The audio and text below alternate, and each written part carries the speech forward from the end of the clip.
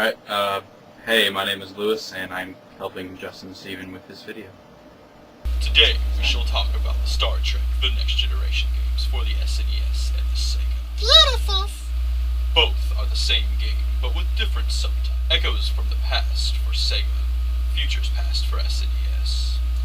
There are minor differences right off, such as graphics and music. They both follow pretty much the same plot, but with minor differences. Let's play.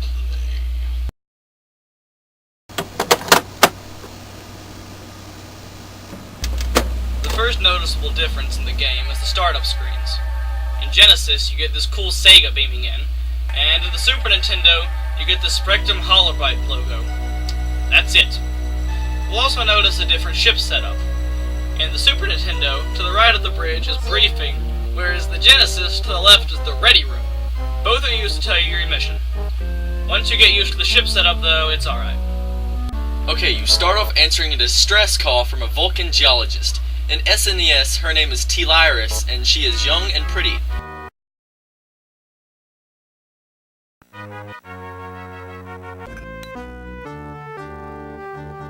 And in SEGA, it is T-Lyris, and she is old and ugly. Don't understand why, but okay. She is there on a geological dig and was attacked by Romulans, and they are still there. And guess what your mission is? Anyway, once you find the system to which you need to go, Codus New 6 for SEGA, and Codus Mu 6 for Nintendo, you're ready to go to warp. And you get this cool little warp screen, and if you want, you can skip it, or you can sit there and watch it.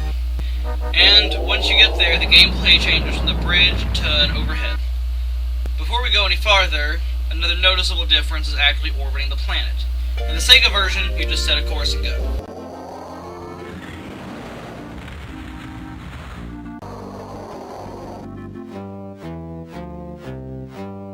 And after about 100 years of warp, when you get there, you beam down.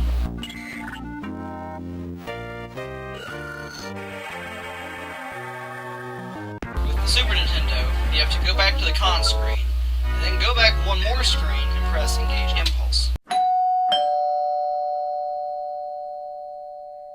Otherwise, you can't beam down. It took me forever to figure that out. Once you do beam down, you choose which crew member you want to control. They make a few crew members especially for the game. One of the Super Nintendo's game-made crew members is Ed Semrad, who was an editor for Electronic Gaming Monthly. Pretty sure no one's figured out why, but it's still kind of cool. Pretty funny.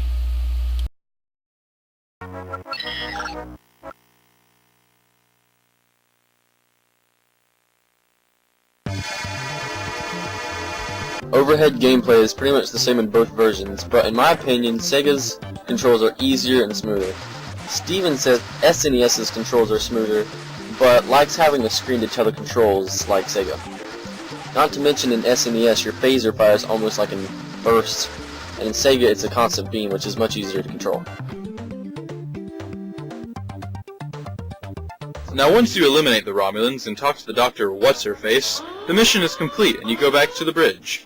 But you are attacked by a Romulan vessel. In Sega version, you can talk with them and peace will be remain.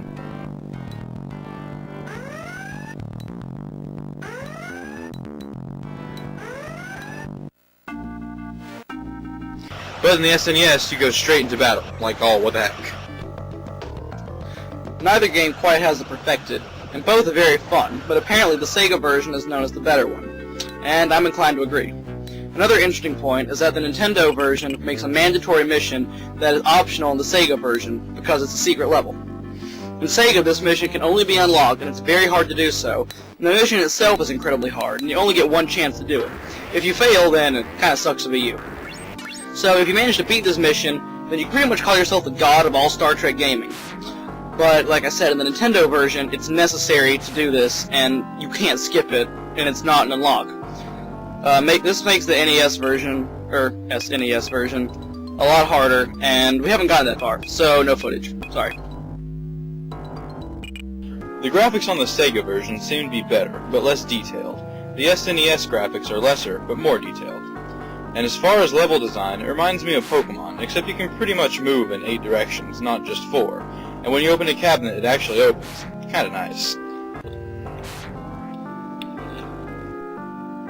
Both feature the classic Star Trek theme song, of course, and do a good job. And on that note, the sounds are unmistakably Star Trek. The phaser makes an awesome phaser noise, there are cool sounding beeps, and the combination of graphics and sounds are effective at pulling you into the Star Trek world. Overall, the game itself, for either version, is very fun, but Sega's version is just better.